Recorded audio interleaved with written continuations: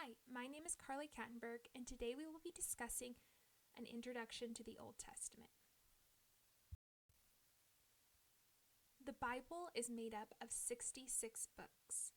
The first part of the book is known as the Old Testament, which has 39 books, and the second half is the New Testament that has 27 books. The Bible is made of approximately 40 authors and was created over a span of 1,600 years. To start, let's look at the relationship between the Old Testament and the New Testament. The Old Testament is the New Testament concealed, and the New Testament is the Old Testament revealed. Now, what does that mean? Well, as we see in the Old Testament, we see God intimately involved in his creation, yet we still see people rebelling against God. And so God creates a covenant with Abraham for the people to follow. Now, this covenant is created of many laws and rules, and that is not how God desires relationship with his people. And so as we see in the New Testament with the death and resurrection of Christ, a new covenant is created. The Old Testament is old. It was never meant to be permanent. But we value it because of the history of God rescuing his people.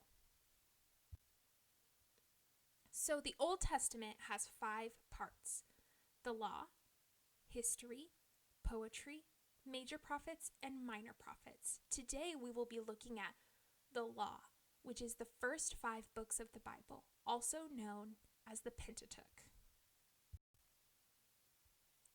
The very first book in the Bible, which discusses God's creation and their fail, is Genesis. It's the second longest book in the Bible and is created into 2 sections. We see God and humanity, and then we also see the relationship of God and Israel. And in the book of Genesis, we see how God is intimately involved in the creation process.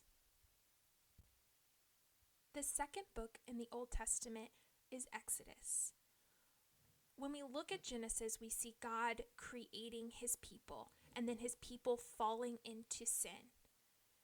When they fall into that sin, they live their lives separated and apart from God. And so as we look into the book of Exodus, we see God creating a rescue plan to rescue his people from slavery.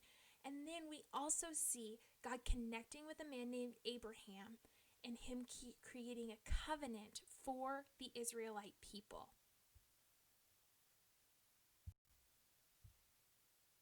The third book is Leviticus. In Genesis, we see God creating his people and his people falling into sin and separating themselves from him. In Exodus, we see God trying to reconnect with his people and rescuing the Israelites from slavery and offering a covenant to them. Leviticus kind of shows us how they are to upkeep their side of the covenant with God. It gives them the laws and commands so that they can be holy and in the presence of God. So this is basically just the Old Testament Israelites' book of rules. In this, we see the demands of worship and their practical holiness. We also see the 5 offerings. We see burnt, grain, peace, sin, and guilt. Numbers is the 4th book in the Old Testament, and this means into the wilderness. This whole book is about this journey that should take the Israelites 2 weeks to be in the Promised Land that ends up taking them 40 years.